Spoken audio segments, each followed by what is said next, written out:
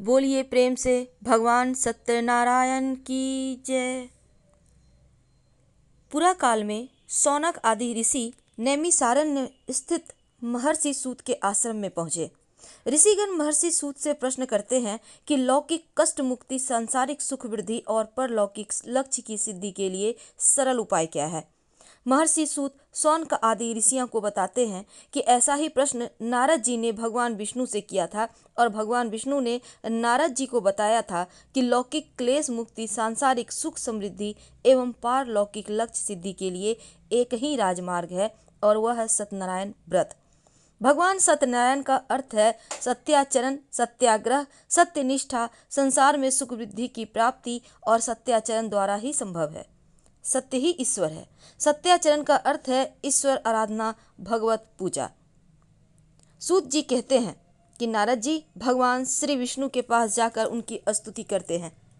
स्तुति सुनने से अनंत अवतार भगवान विष्णु जी ने नारद जी से कहा, महाभाग, आप किस प्रयोजन से यहाँ आए हैं? आपके मन में क्या है सो कहिए, मैं कुछ आपको बतलाऊंगा। नारद जी कहते हैं, भगवान, मृत्यु लोक में आपके पाप कर्मों के द्वारा विभिन्न योनियों में उत्पन्न सभी लोग बहुत प्रकार के क्लेशों से दुखी हो रहे हैं। हे नाथ, किस लघु उपाय से उनके कष्टों का निवारण हो सकेगा? यदि आपकी मेरे ऊपर कृपा हो तो मैं सुनना चाहता हूँ, उसे बताएं। श्री भगवान ने कहा, हे वत्स, संसार के ऊपर अनुग्रह करने की इच्छा से आपने बहुत अच्छी बात पूछी है। जिस व्रत के करने से प्राणी मोह से मुक्त हो जाता है, मैं उसे बतलाता हूँ, सुने। हे वत्स, स्वर्ग और मृत्यु लोक में दुर्लभ भगवान सत्यनारायण का एक महान पुण्यप्रद व्रत है। आपके स्नेह के कारण मैं इस समय उसे कह रहा हूँ। अच्छी प्रकार विधि विधान से भगवान सत्यनारायण का व्रत करके मनुष्य शीघ्र ही सुख प्राप्त कर परलोक के मोक्ष को प्राप्त कर लेता है। भगवान की ऐसी वाणी सुनकर नारद मुनि ने कहा, प्रभु, इस व्रत को करने का फल क्या है? इसका विधान क्या है? इस व्रत को किसने किया और इसे कब करना चाहिए? यह सब विस्तार पूर्वक बतलाइए।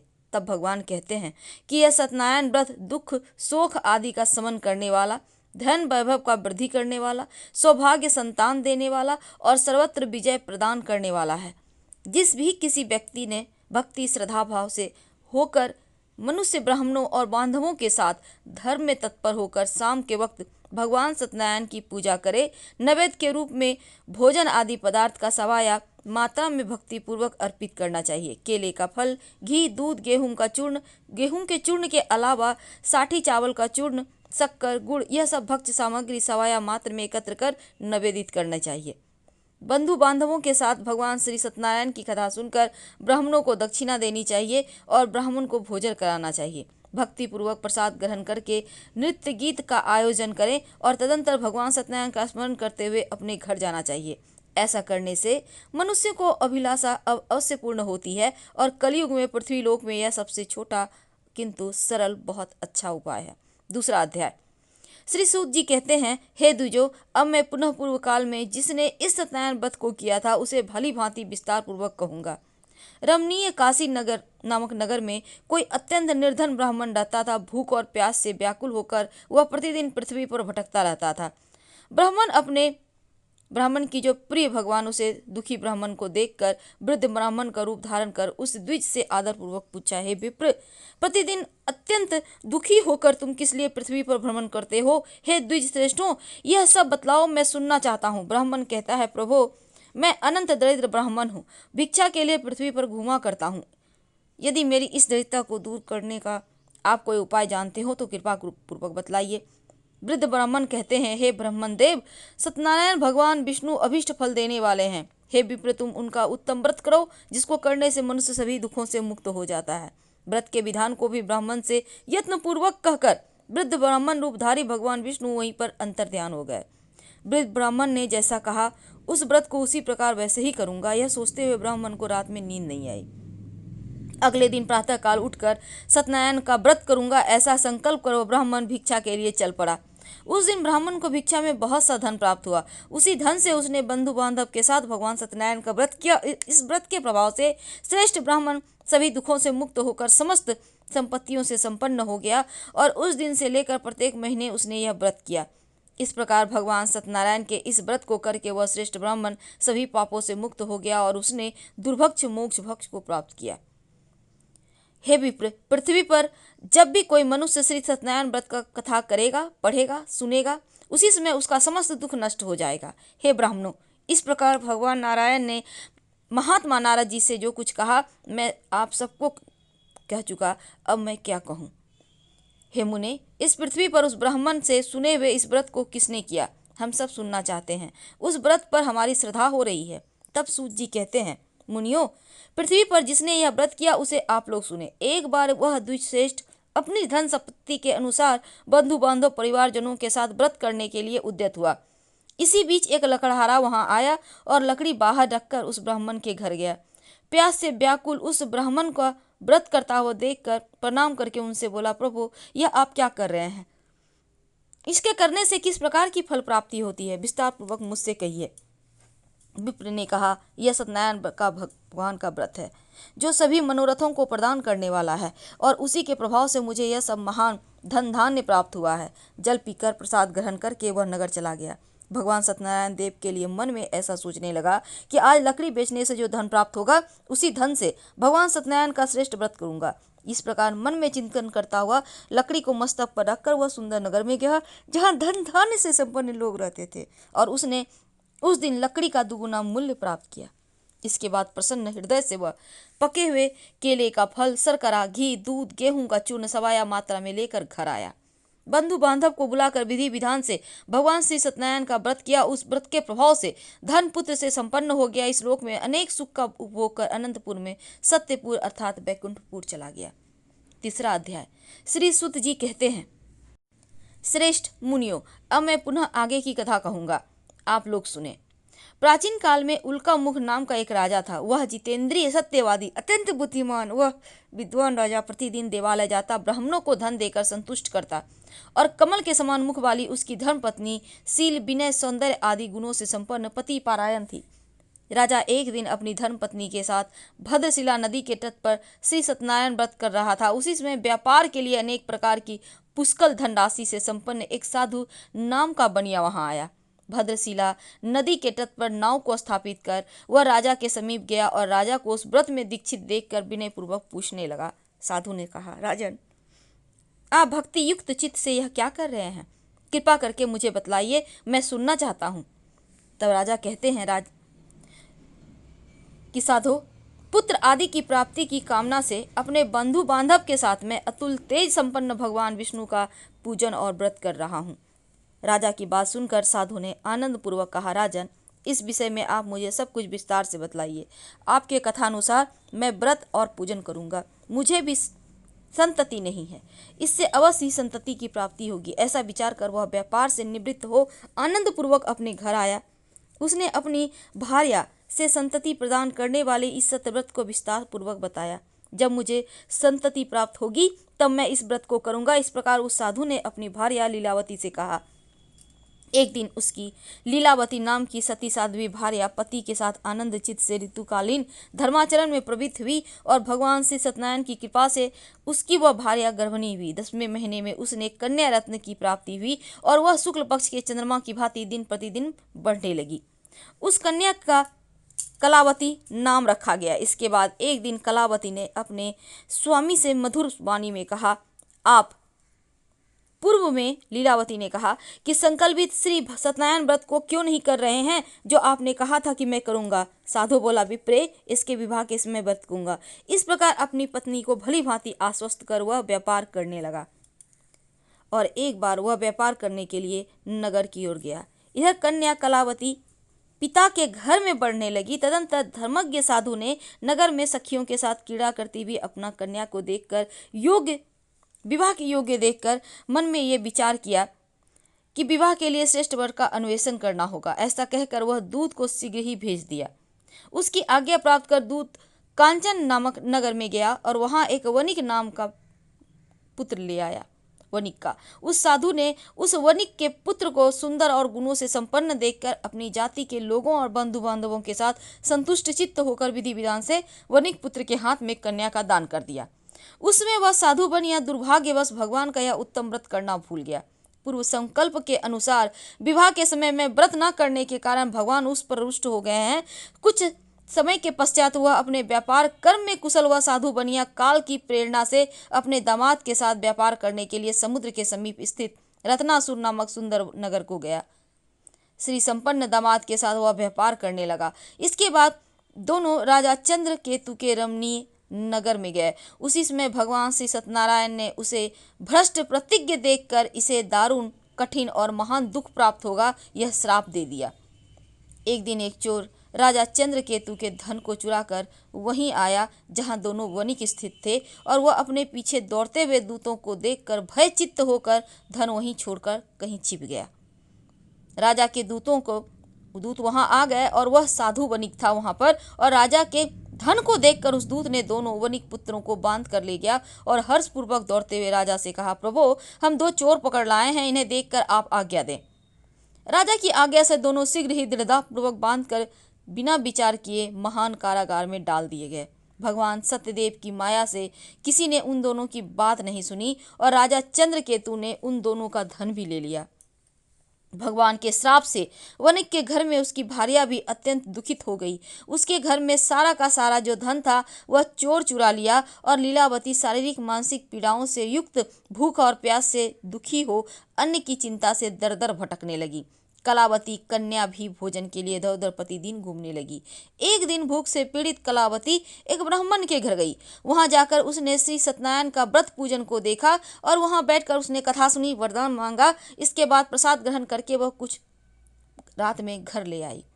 माता ने कलावती कन्या से प्रेम पूर्वक पूछा, पुत्री रात में तू कहाँ रुक गई थी, तुम्हारे मन में क्या है? कलावती कन्या ने तुरंत माता से कहा, माँ मैंने एक ब्राह्मण के घर में अपने मनोरथ को प्रदान करने वाला व्रत देखा है। कन्या की बात सुनकर वह वणिक की भार्या व्रत करने को उद्यत हुई और प्रसन्न मन से उस साध्वी ने बंधु बांधवों के साथ भगवान श्री सत्यनारायण का व्रत किया। इस प्रकार प्रार्थना की, भगवान आप हमारे पति जमाता के अपराध को क्षमा करें और दोनों अपने घर शीघ्र आ जाएं। इस व्रत के प्रभाव से भगवान सत्यनारायण पुनः संतुष्ट हो गए और उन्होंने नृपश्रेष्ठ चंद्रकेतु को स्वप्न दिखाया और स्वप्न में कहा, नृपश्रेष्ठ प्रातःकाल दोनों वणिकों को छोड़ दो और वह सारा धन भी दे दो जो तुमने उनसे समय पे उस समय लिया, अन्यथा राज धन पुत्र सहित तुम्हारा सर्वनाश कर दूंगा। राजा से स्वप्न में ऐसा कहकर भगवान सत्यनारायण अंतर्ध्यान हो गए और इसके बाद राजा अपने सभासदों के साथ सभा में बैठकर अपना स्वप्न लोगों को बताया और कहा कि दोनों बंदी वणिक पुत्रों को शीघ्र ही मुक्त कर दो। राजा की ऐसी बात सुनकर राजपुरुष दोनों महाजनों को बंधन मुक्त करके राजा के सामने लाकर विनय पूर्वक कहते हैं, महाराज बेड़ी बंधन से मुक्त करके दोनों पुत्र वणिक पुत्र लाए गए हैं। इसके बाद दोनों महाजन नृपश्रेष्ठ चंद्रकेतु को प्रणाम करके अपने पूर्व वृत्तांत का स्मरण करते हुए भय चिन्हित हो गए और कुछ बोल न सके। राजा ने वणिक पुत्रों को देखकर आदर पूर्वक कहा, आप लोगों को प्रारब्ध वश यह महान दुख प्राप्त हुआ है, इस समय अब कोई भय नहीं है। ऐसा कहकर उनकी बेड़ी खुलवाकर छौर कर्म आदि करवाया। राजा ने वस्त्र अलंकार देकर दोनों वणिक पुत्रों को संतुष्ट किया और सामने बुलाकर वाणी के द्वारा अत्यधिक आनंदित किया। पहले जो धन लिया था उसे दूना करके दिया। इसके बाद राजा ने पुनः उनसे कहा, साधो अब आप अपने घर जाएं और राजा को प्रणाम करके आपकी कृपा से हम जा रहे हैं। ऐसा कहकर उन दोनों महावैश्यों ने अपने घर की ओर प्रस्थान किया। तो सूत जी कहते हैं, साधु बनिया मंगलाचरण कर ब्राह्मणों को धन देकर अपने नगर के लिए चल पड़ा। साधु के कुछ दूर जाने पर भगवान सत्यनारायण की उसकी सत्यता की परीक्षा के विषय में जिज्ञासा हुई। साधो तुम्हारी नाव में क्या भरा है? तब धन के मद में चूर दोनों महाजनों ने अवहेलना पूर्वक हंसते हुए कहा, दंडिन क्यों पूछ रहे हो? क्या कुछ द्रव्य लेने की इच्छा है? हमारी नाव में तो लता और पत्ते भरे हैं। ऐसी निष्ठुर वाणी सुनकर तुम्हारी बात सच हो जाए, ऐसा कहकर दंडी सन्यासी के रूप को धारण किए हुए भगवान कुछ दूर जाकर समुद्र के समीप बैठ गए। दंडी के चले जाने पर नित्य क्रिया करने के पश्चात उतराई हुई अर्थात जल में ऊपर की ओर उठी हुई नौका को देखकर साधु अत्यंत आश्चर्य में पड़ गए और नाव में लता पत्ते आदि देखकर मूर्छित होकर पृथ्वी पर गिर पड़े। सचेत होने पर वणिक पुत्र चिंतित हो गए कि अब उसके दामाद ने इस प्रकार कहा कि आप शोक क्यों करते हैं? दंडी ने श्राप दिया है। इस स्थिति में तो वे चाहकर ही कुछ कर सकते हैं, इसमें संशय नहीं, अतः उन्हीं की शरण में हम चले। ऐसी मन की इच्छा पूर्ण होगी। और दामाद की बात सुनकर वह साधु बनिया उनके पास गया, जहां दंडी को देखकर उसने भक्ति पूर्वक उन्हें प्रणाम किया। आदर पूर्वक कहने लगा, आपके सम्मुख जो मैंने कहा असत्य भाषण अपराध किया है, आप मेरे उस अपराध को क्षमा करें। ऐसा बार बार प्रणाम करके उस महान शोक से आकुल हो गया। दंडी उसे रोता हुआ देखकर कहा, अरे मूर्ख, रो मत, मेरी बात सुनो। मेरी पूजा से उदासीनता होने के कारण और मेरी आज्ञा से ही तुमने बारंबार दुख प्राप्त किया है। भगवान की ऐसी वाणी सुनकर उनकी स्तुति करने लगा। अब साधु ने कहा, प्रभु, आश्चर्य की बात है, आपकी माया से मोहित होने के कारण ब्रह्मा आदि देवता भी आपके गुणों रूपों को यथावत रूप से नहीं जान पाते, फिर मैं मूर्ख आपकी माया से मोहित होने के कारण कैसे जान सकता हूँ। आप प्रसन्न हो, मैं आप अपनी धन संपत्ति के अनुसार आपकी पूजा करूंगा। मैं आपके शरण में आया हूँ। मेरा जो नौका में स्थित पूरा धन था, उसकी मेरी और रक्षा करें। उस बनिया की भक्ति पूर्वक वाणी सुनकर भगवान जनार्दन संतुष्ट हो गए और भगवान हरि उस अभिष्ट वरदान प्राप्त कर वहीं अंतर्ध्यान हो गए। इसके बाद वह साधु अपनी नौका में चढ़ा। धन धान्य से परिपूर्ण देखकर भगवान सत्यदेव की कृपा से हमारा मनोरथ सफल हो गया, ऐसा कहकर स्वजनों के साथ भगवान सत्यनारायण की विधि पूर्वक पूजा की। भगवान सत्यनारायण की कृपा से वह आनंद से परिपूर्ण हो गया और नाव को प्रत्यंत पूर्वक संभाल कर अपने देश के लिए प्रस्थान किया। साधु बनिया ने अपने दामाद से कहा, यह देखो, मेरी रत्नपुरी नगरी दिखाई दे रही है। इसके बाद उसने अपने धन के रक्षक दूत को अपने आगमन का समाचार देने अपनी नगरी भेजा। फिर इसके बाद दूत ने नगर में जाकर साधु की भार्या को देखकर हाथ जोड़कर प्रणाम किया और उनके अभिष्ट की बात कही। सेठ जी अपने दामाद बंधुगणों के साथ बहुत सारे धन धान्य से संपन्न होकर नगर के निकट पधार गए हैं। दूत के मुख से यह बात सुनकर महान आनंद से बिलहल हो गई और उस साध्वी ने श्री सत्यनारायण की पूजा करके अपनी पुत्री से कहा, मैं साधु के दर्शन के लिए जा रही हूँ, तुम शीघ्र आओ। माता का ऐसा वचन सुनकर व्रत को समाप्त करके प्रसाद का परित्याग कर वह कलावती भी अपने पति का दर्शन करने के लिए चल पड़ी। भगवान सत्यनारायण भी रुष्ट हो गए। उन्होंने उसके पति को तथा नौका को धन के साथ हरण करके जल में डुबो दिया। इसके बाद कलावती कन्या अपने पति को न देखकर महान शोक से रुदन करती हुई पृथ्वी पर गिर पड़ी। नाव का और दर्शन और कन्या को अत्यंत दुखी देखकर भयभीत मन से साधु बनिया ने सोचा, यह क्या हो गया। नाव का संचालन करने वाले भी सभी चिंतित हो गए और वह लीलावती की भी कन्या को देखकर बिलख उठे। अत्यंत दुख से विलाप करती हुई अपने पति से इस प्रकार बोली, अभी अभी नौका के साथ वह कैसे अक्षलिचित हो गए, यह जानने की इस देवता की उपेक्षा से वह नौका हरण कर ली गई। भगवान श्री सत्यनारायण का महात्म्य कौन जान सकता है। ऐसा कहकर वह सज्जनों के साथ विलाप करने लगी और कलावती कन्या को गोद में लेकर रोने लगी। कलावती कन्या भी अपने पति के नष्ट हो जाने पर दुखी हो गई और पति की पादुका लेकर अनुगमन करने के लिए उसने मन में निश्चय किया और कन्या के इस प्रकार आचरण को देखकर भार्या सहित वह धर्मज्ञ साधु बनिया अत्यंत शोक संतप्त हो गया और सोचने लगा, या तो भगवान सत्यनारायण ने यह अपहरण किया है अथवा हम सभी भगवान सत्यदेव की माया से मोहित हो गए हैं। अपने धन शक्ति के अनुसार मैं भगवान श्री सत्यनारायण का पूजा करूंगा। सभी को बुलाकर इस प्रकार कहने पर अपने मन की इच्छा प्रकट की और बारंबार भगवान सत्यदेव को दंडवत प्रणाम किया।